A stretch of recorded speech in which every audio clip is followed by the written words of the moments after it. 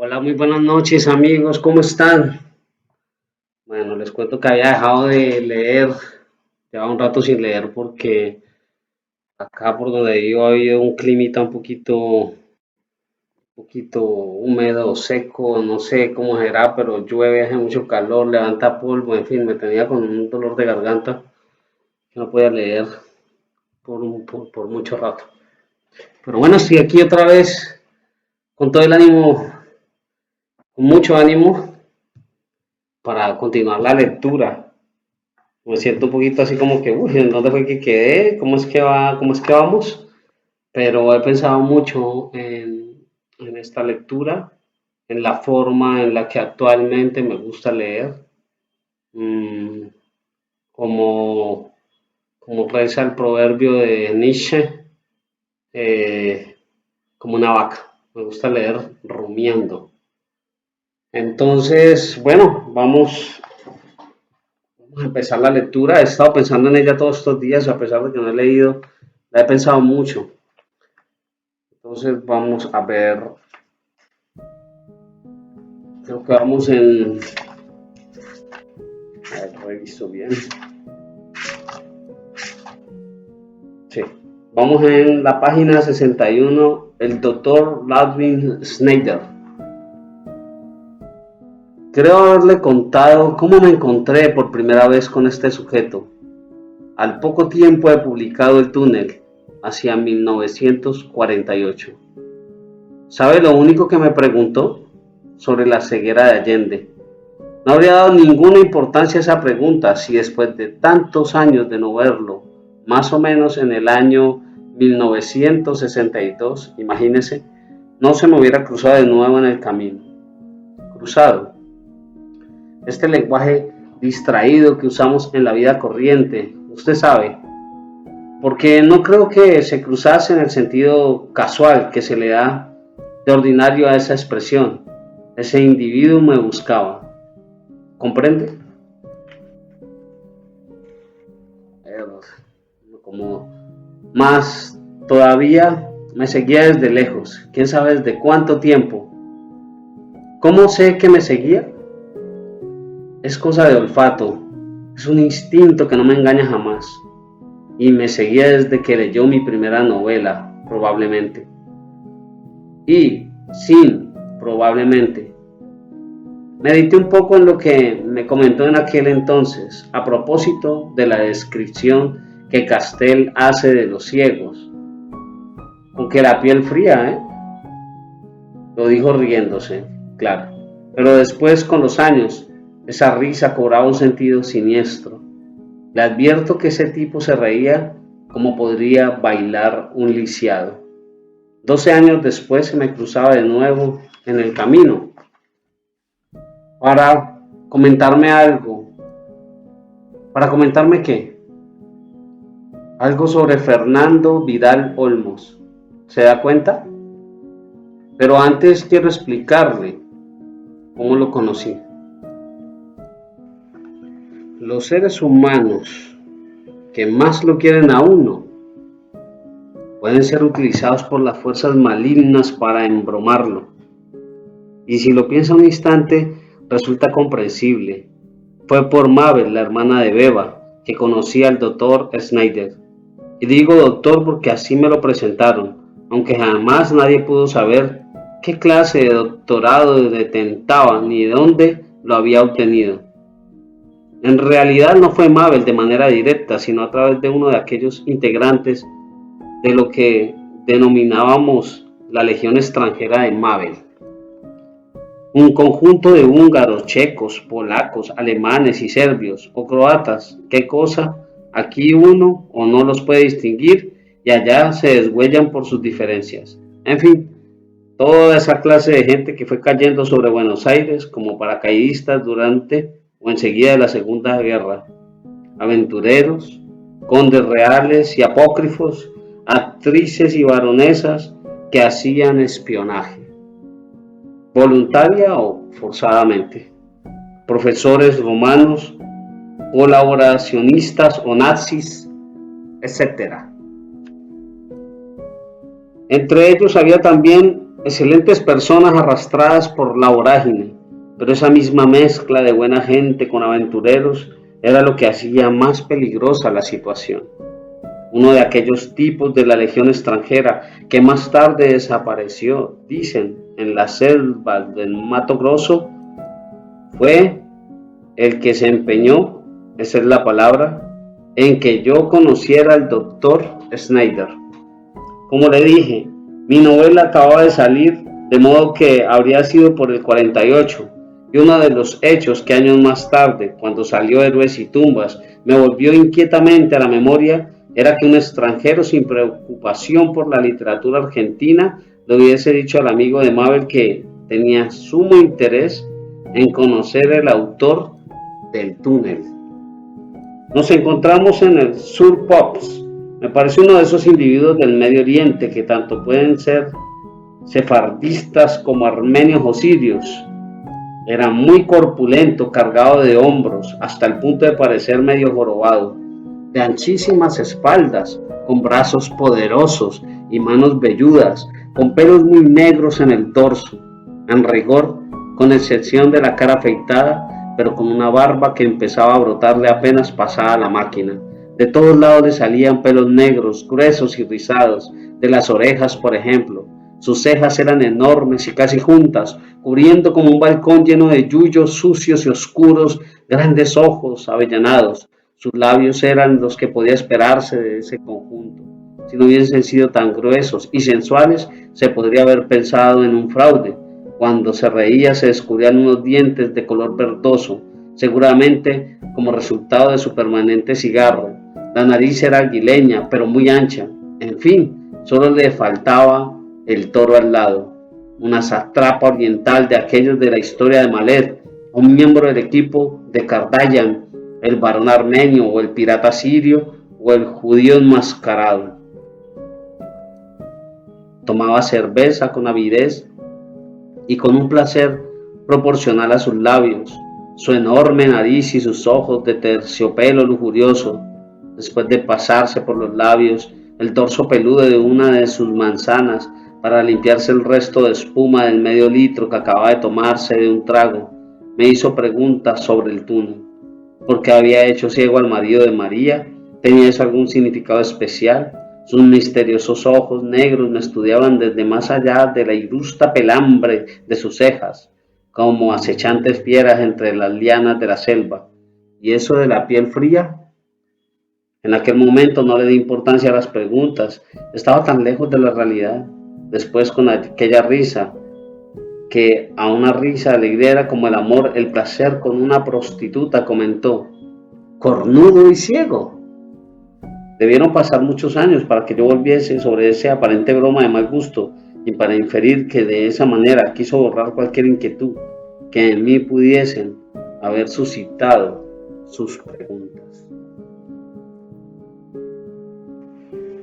Olvidaba decirle que esa última exclamación me la hizo delante de la mujer que acababa de llegar, Hedwig Ronsberg.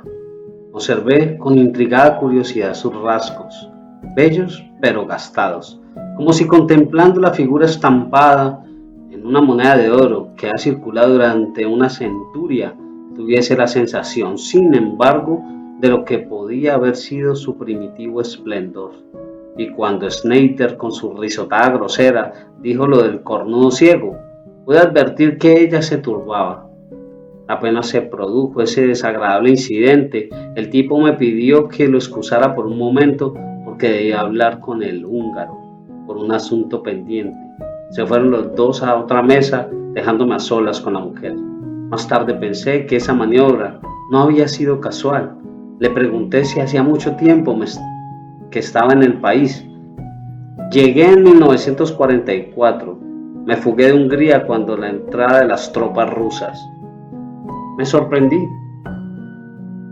Aunque pensé que muchos judíos ricos huyeron por temor al comunismo, después de haber logrado ocultarse de los nazis. La extraña, me preguntó. ¿Cuando la entrada de las tropas soviéticas? Sí. Me quedé mirándola.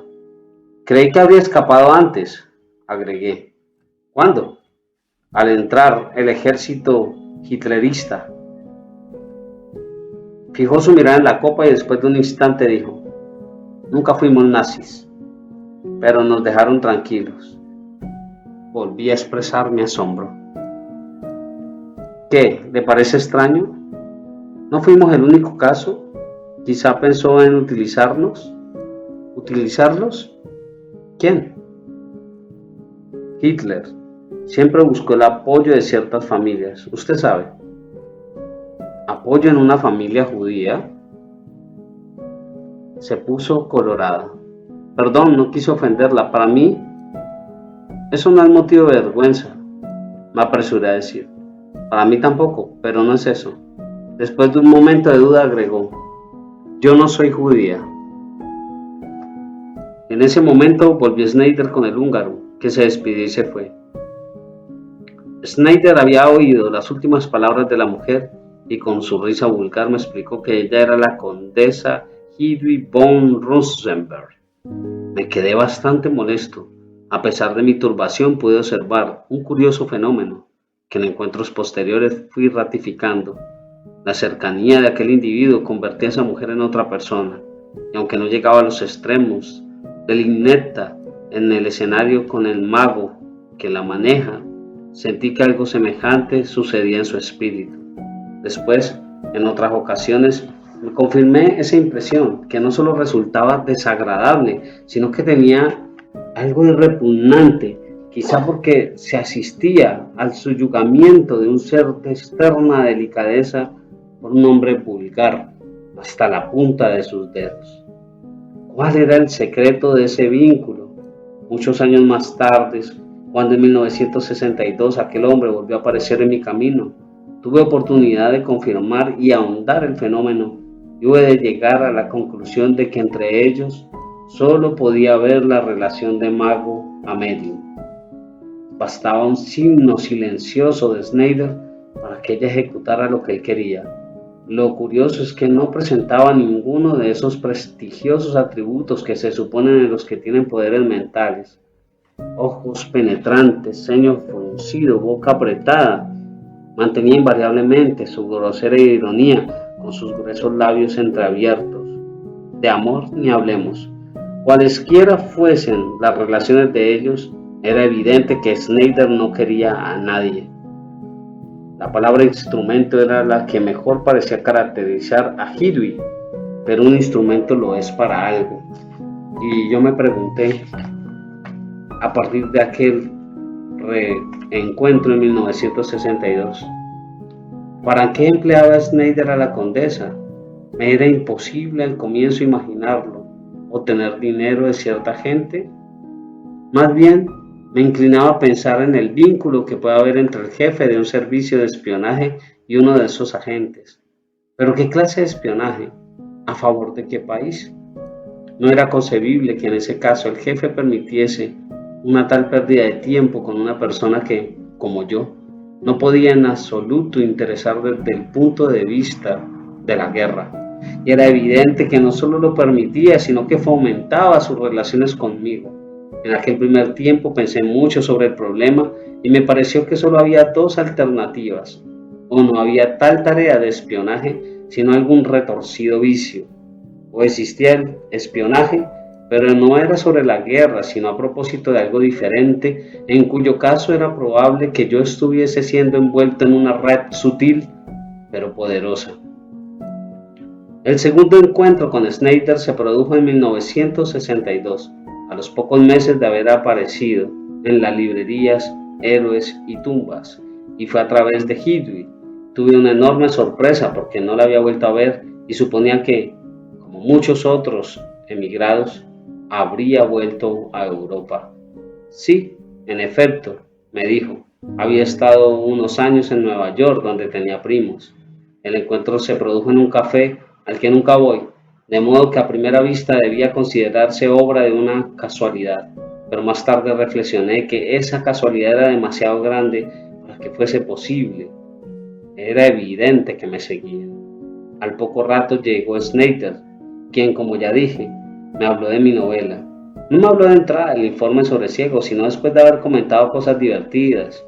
Lo de la Valle, por ejemplo, y luego como si fuera algo curioso me preguntó sobre Vidal Olmos. Parece que usted tiene una obsesión con los ciegos, dijo riéndose groseramente. Vidal Olmos es un paranoico, le respondí. No, no cometerá la ingenuidad de atribuirme a mí todo lo que ese hombre piensa y hace. Volvió a reírse. La cara de Hidwi era la de un sonámbulo. Vamos, amigo, sábado, me reconvino. ¿Habrá leído usted también H-Stop, no? ¿H-Stop? Me quedé maravillado de que conociera a un autor tan poco leído.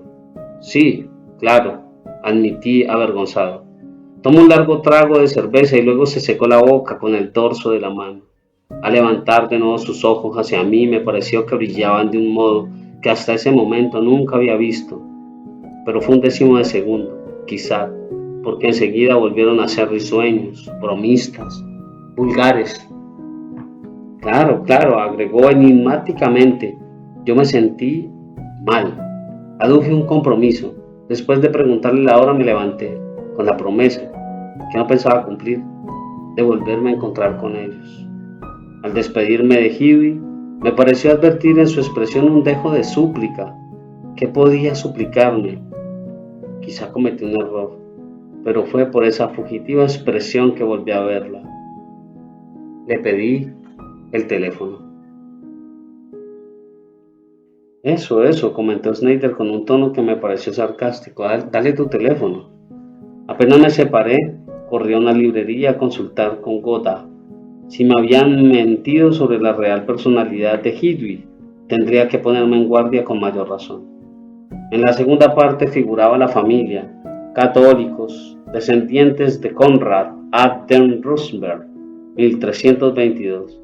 Seguía la lista de varones, condes, señoras de la Baja Austria, príncipes del Santo Imperio, etc.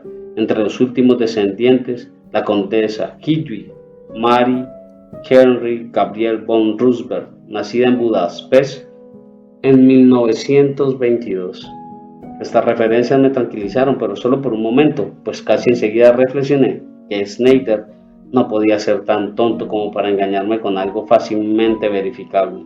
Sí, ella era de verdad la condesa Hedwig von Roosberg, pero ¿qué probaba eso? De todos modos, cuando la encontré de nuevo, lo primero que hice fue reprocharle que de entrada no me hubiese dado su identidad.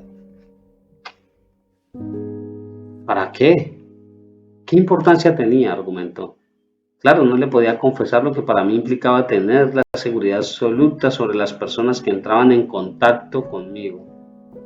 En cuanto a los judíos, agregó sonriendo, es cierto que Rosenberg suele ser un apellido judío, pero además de eso, uno de mis parientes, el conde Irwin, a comienzos del siglo se casó con una norteamericana, Catherine Wolfe, separada de un señor, esposos los dos judíos.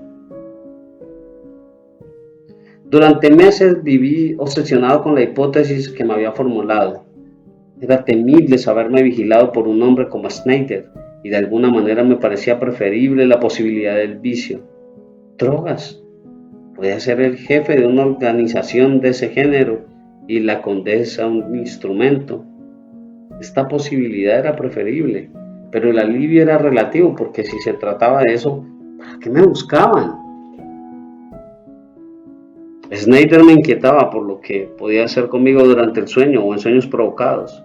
Creo que en el desdoblamiento del cuerpo y del alma, porque de otro modo es imposible explicar las premoniciones. He escrito un ensayo sobre eso, usted lo conoce.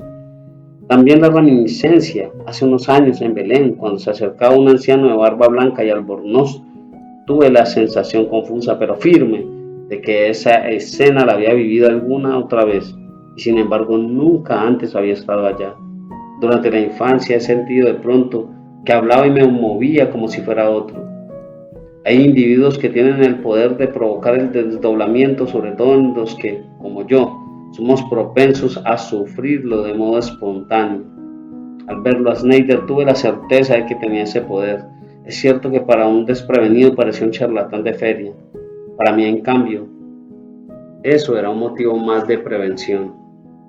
¿Qué me llevó a pensar que tenía poderes de tal naturaleza? ¿O que formaba parte de una peligrosa secta? algunas palabras en apariencia inocuas y sobre todo lo que callaba, también miradas, gestos fugitivos. Un día le pregunté repentinamente si conocía a Haushofer. Me miró extrañado. Miró a Huey. Haushofer. Pareció hacer memoria. Luego la interrogó a ella.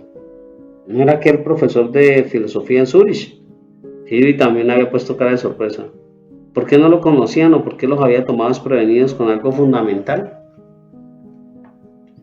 Snyder me preguntó si se trataba de un profesor de filosofía. No, respondí, otra persona. Me pareció que usted o Huey lo mencionaron una vez. Se miraron como compañeros de baraja y luego él agregó, pues no lo creo, ni siquiera me parece que aquel profesor de Zurich se llamaba Haushofer. Le dije que no tenía importancia, era por un tema que me interesaba sobre un general con ese nombre. Se dio vuelta para llamar al mozo y pedir otra cerveza, mientras su amiga buscó algo en la cartera. Ninguno de los dos gestos me parecieron naturales. El doctor Rambide pertenece al conjunto de personas que toman a Snyder en broma.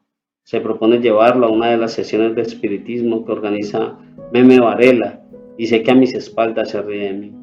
Ese Descartes de bolsillo nunca comprenderá que para desenmascarar a esos agentes hay que ser un creyente como yo, no un escéptico como él. Acabo de decir Descartes, pero debería haber dicho Anatole France de bolsillo.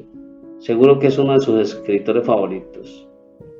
No para desenmascararlo como él acostumbra, claro, sino para desenmascararlo en sentido inverso, en el único y temible sentido, para probar que no es un mistificador de feria, sino que verdaderamente está vinculado con las potencias tenebrosas. El apellido podía ser falso, qué duda cabe, y además, aunque fuera auténtico, no tenía por qué ser judío, por más aspecto que tuviese. Hay miles de suizos y alsacianos con ese nombre, pero en el caso de que lo fuera, podía extrañar que un judío estuviera estrechamente relacionado con una condesa, hija de un general de los ejércitos hitleristas. No era inconveniente. Hay judíos más antisemitas que los propios alemanes puros, y en alguna forma es psicológicamente explicable. No se dice que Torquemada era judío. El propio Hitler tuvo un abuelo o abuela semita. Todo en Snyder era ambiguo, empezando porque nunca pude saber dónde vivía. Cada vez que lo seguí terminé por perder su pista. En un tiempo pensé que vivía en Belgrano. Otras veces inferí que debía ser por el lado de Olivos, como parecía indicarlo el colectivo 60 que tomaba en ocasiones. Desde que comencé a sospechar de él me puse a estudiar lo que pudiera encontrarse sobre logias y sectas secretas bajo el régimen nazi, sobre todo desde que advertí la reacción ante el nombre Haushofer, los gestos de ambos, la mirada que se cruzaron, todo me hizo sospechar que no ignoraba de ningún modo quién había sido. Creo que ahí se pisó a Snyder, porque lo realmente astuto habría sido tomar el toro por las astas, responder que, por supuesto, conocía el nombre al general Haushofer, pero que nunca había tenido oportunidad de conocerlo, porque ¿en qué cabeza cabe que un individuo como él pudiese ignorar por completo un personaje de semejante importancia? Fue ese traspié que me alarmó más que nada y lo que me indujo a ahondar en esa dirección. Haushofer pasó temporadas en el Asia, seguramente en contacto con sociedades secretas. Durante la guerra del 14 llamó por primera vez la atención con algunas predicciones que se cumplieron. Luego dedicó a la geopolítica y al estudio de Schopenhauer e Ignacio de Loyola. Se sabe que por ese tiempo fundó una logia en Alemania que introdujo el antiguo símbolo de la cruz gamada.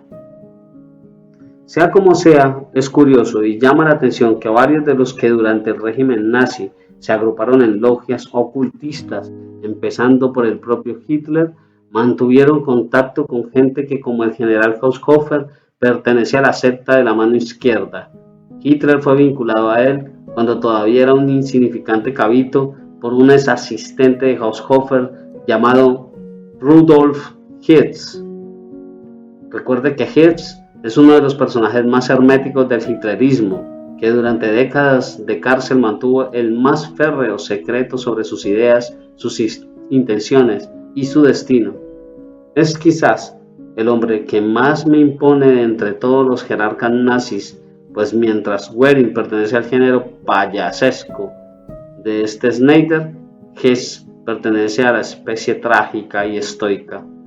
Haushofer es otra de las piezas enigmáticas de aquel proceso demoníaco y no he logrado sobre él sino algunos datos fragmentarios. Uno es el poema encontrado en un bolsillo de la chaqueta de Albrecht, su hijo, cuando fue ejecutado como consecuencia de su participación en el complot de los generales contra Hitler. Estaba escrito en momentos que seguramente precedieron a su ejecución, como lo manifestaba la letra agitada y desigual. El destino había hablado por mi padre, de él dependía una vez más encerrar al demonio en su mazmorra. Mi padre rompió el sello, no sintió el aliento del maligno y lo dejó libre por el mundo. Cuando el general supo la muerte de su hijo, se hizo el harakiri después de matar a su mujer. Todos estos son hechos, las interpretaciones posibles son varias y contradictorias. Las he examinado y creo poder resumirlas de este modo.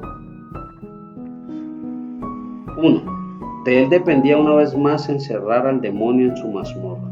Este verso es muy equívoco. Si Haushofer era un simple agente de las fuerzas del mal, no podía tener el poder de rechazar al demonio ni de encerrarlo. Debía obedecerlo. El verso revela, sin embargo, que lo rechazó una o varias veces. De él dependía una vez más, lo que prueba que Haushofer poseía grandes poderes. Pero ¿rechazar a quién? Pienso que el hijo no habla del verdadero demonio, sino de Hitler, que era uno de sus agentes. 2.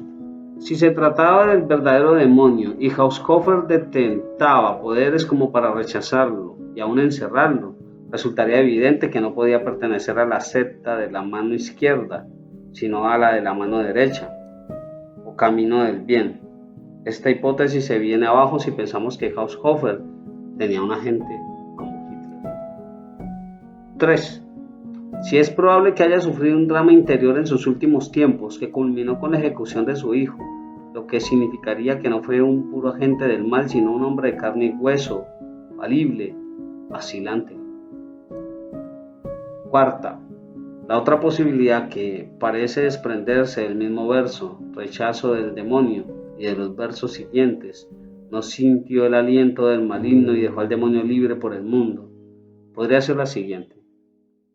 Haushofer realmente pertenecía al camino de la derecha, descendía de los arios que lograron escapar de la explosión atómica perpetrada por los sectarios de las cavernas, avisados a tiempo por alguna potencia positiva, escaparon hacia las regiones del norte europeo, mucho antes de la explosión o provistos de trajes de amianto y tanques de oxígeno. Los hombres de la mano izquierda, sin embargo, se vengan perversamente de estos, acercándolos a Hitler y haciéndoles ver desde la perspectiva no del todo desagradable de la raza y la tradición. Los actos posteriores de Hitler les muestran el espantoso error y entonces sectarios como el hijo de Haushofer intentan matar a ese agente del demonio que el padre había dejado libre por el mundo. Es lícito preguntarse, sin embargo, por qué un iniciado y vidente como Haushofer pudo ser infantilmente engañado en el momento en que Hess le atrae a aquel hábito desconocido y cómo fue incapaz de ver la ruta que haría en su sangriento futuro. Me inclino pues a creer que Haushofer era de verdad un instrumento del demonio y que Hitler era su medio, simple pero horrorosamente su medio. El ocultismo nos enseña que luego de haberse atraído mediante un pacto las fuerzas del mal, los miembros del grupo pueden actuar mediante un mago, que a su vez lo hace a través de un medium.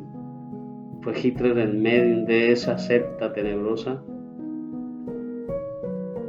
Si el general Haushofer no era un mago negro, ¿por qué valerse de semejante personaje como medio?